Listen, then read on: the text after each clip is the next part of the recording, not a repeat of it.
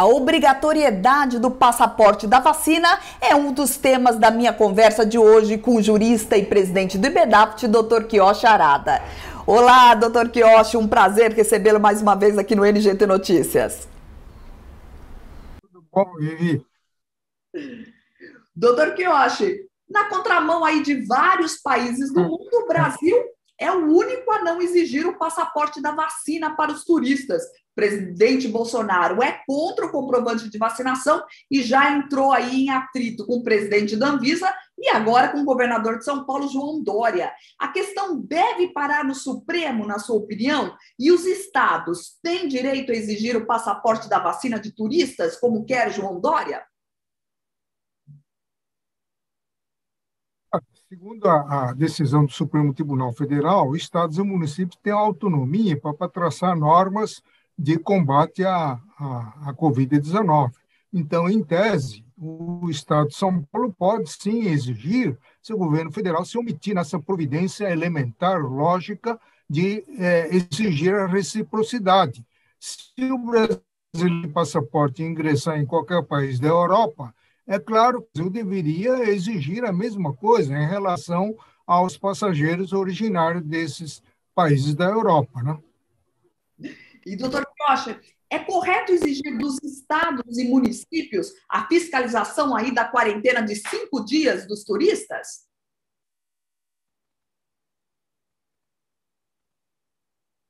A quarentena de 5 dias, nenhuma Organização Internacional de Saúde aceita, né? Porque a quarentena mínima é de 10 a 14 dias, né?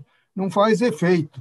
E da forma como preconizado pelo Ministério, fazer quarentena no local de destino, e se o voo tiver escala em vários locais, e se o local de uma cidade do interior do estado, onde precisa se locomover por via rodoviária, como é que fica? O passageiro eventualmente infectado, ele vai transmitindo o vírus em toda a sua rota, né? Então, não faz sentido. E ao depois, como é que quer, quando, como e quem vai monitorar essa quarentena? Entendeu? Nós não temos meios necessários, a não ser que você coloque um alojamento coletivo em cada aeroporto para fazer a quarentena, né? E não há recursos para isso. Então, isso daí é uma medida ineficaz para prevenir contra eventual ação no Supremo Tribunal Federal contra o governo.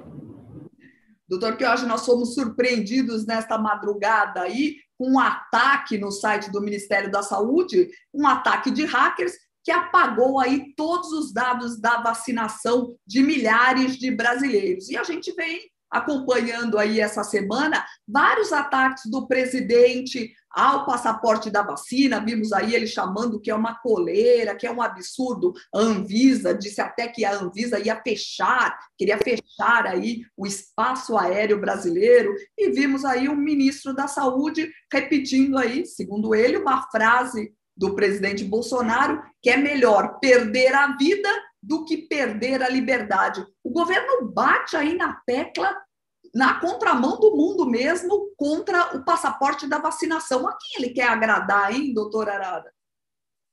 É incrível, é inacreditável o que está acontecendo, né?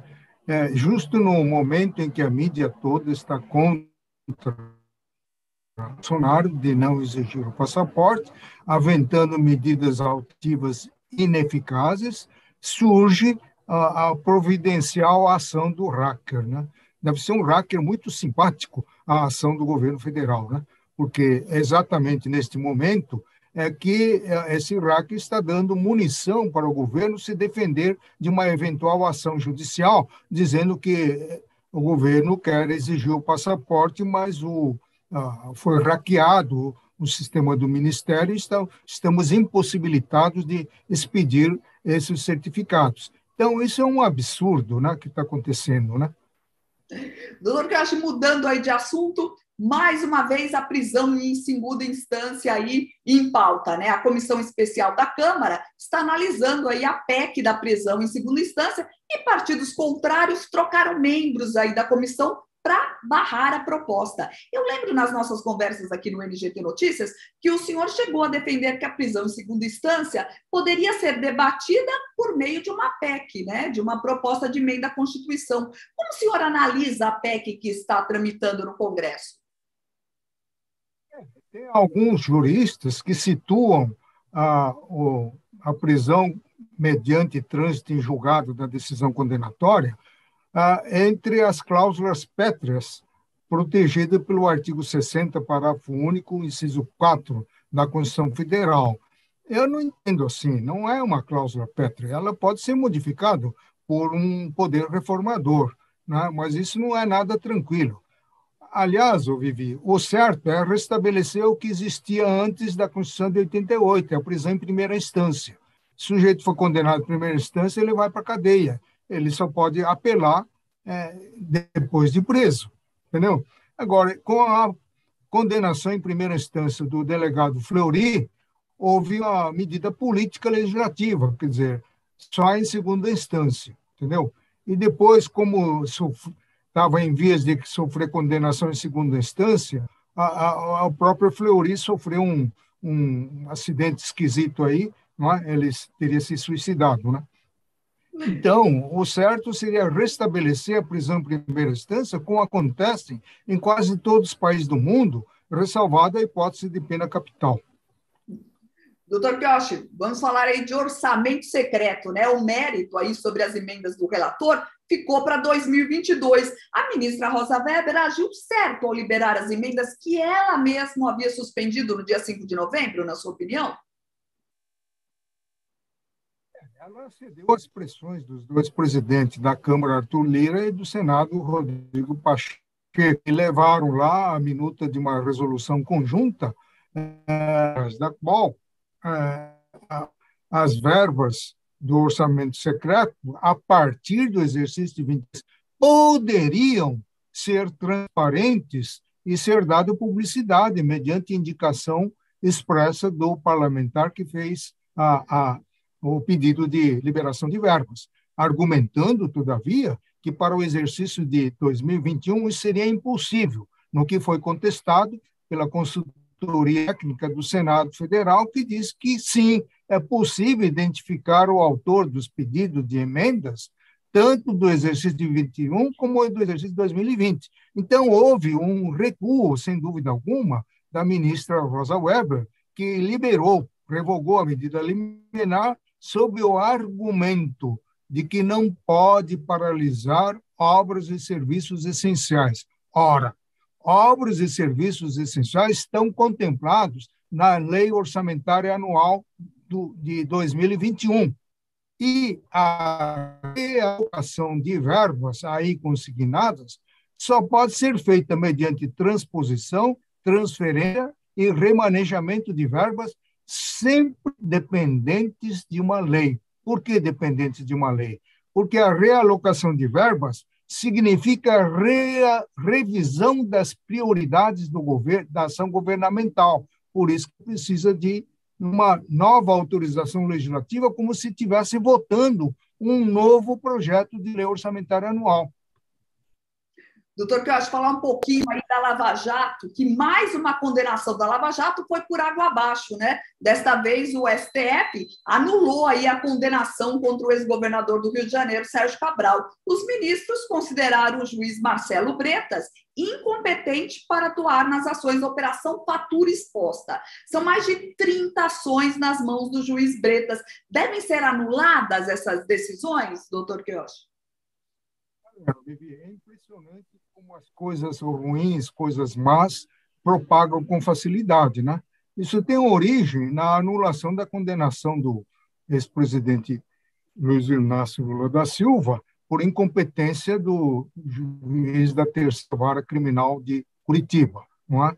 Agora, é estranho que essa incompetência, que deve ter sido arguida nas instâncias ordinárias, e que não foram acolhidas, venha a ser acolhida no estreito âmbito de um habeas corpus, né?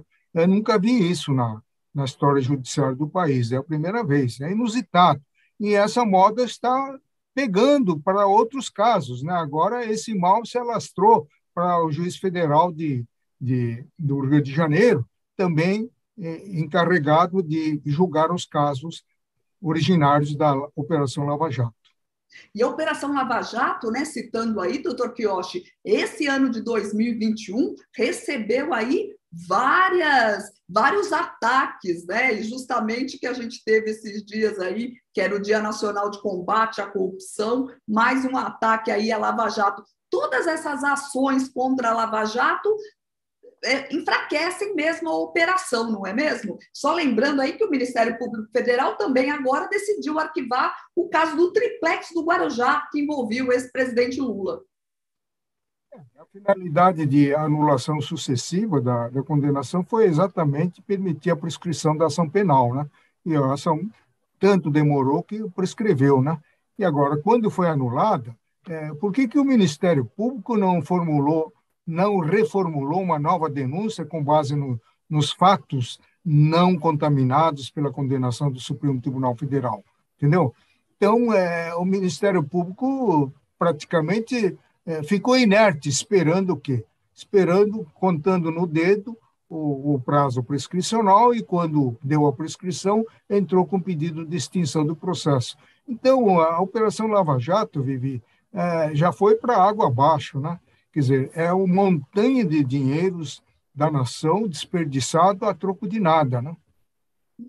Doutor Kiyoshi, o senhor citou aí a inércia do Ministério Público Federal para apresentar uma nova denúncia contra o ex-presidente Lula. Agora, com o arquivamento do processo aí do apartamento do triplex do Guarujá, como é que fica a situação do ex-presidente Lula para as próximas eleições?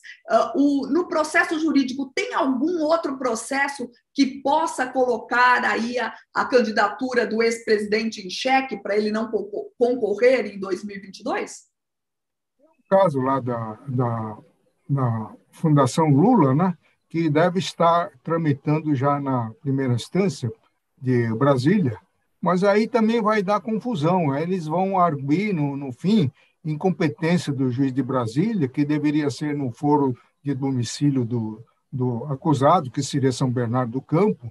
Entendeu? Então, esse jogo processual, impedindo o exame do mérito, vai acabar extinguindo a ação por prescrição, né? Agora, tem um caso do sítio de Atibaia, que foi anulado, poderia o Ministério Público reformular, fazer uma nova denúncia para interromper a prescrição. Até agora não fizeram. E quando fizerem, eles vão adotar as mesmas provas que o Supremo condenou sob a acusação de ter sido colhido com violação do princípio da imparcialidade. Entendeu? Parece um jogo combinado, né? Então, o senhor Lula está com ficha limpa, não tem nenhum impedimento para sua candidatura. Doutor Kiyoshi, a gente caminha aí para as eleições de 2022 numa grande polarização entre o atual presidente Bolsonaro e o ex-presidente Lula, né? E essa polarização vai, com certeza, enriquecer aí as fake news. O que pode ser feito aí para se prevenir contra as fake news nessas eleições? O ministro Alexandre de Moraes, ele já está conduzindo o inquérito das fake news exatamente para reprimir essas condutas. Então, ele deve intensificar, mediante o emprego da Força Policial, da Polícia Federal, para monitorar as redes sociais, a fim de evitar esses fake news que vão prejudicar, contaminar a legitimidade da proposta de cada candidato. E o senhor acredita, como muitos falam, que aí essa regularização das redes sociais pode configurar aí crime de censura? Configurar o quê? Censura? Censura de liberdade de expressão? Não. A liberdade tem um limite, não? Quer dizer, não há liberdade absoluta, né? É como você acabou de dizer, que o ministro, repetindo as palavras do presidente, melhor perder a vida do que a liberdade. Perder a vida dele, tudo bem, né, Vivi? Não fazer perder a vida de terceiros, né? Então, aí é uma ligeira confusão, né?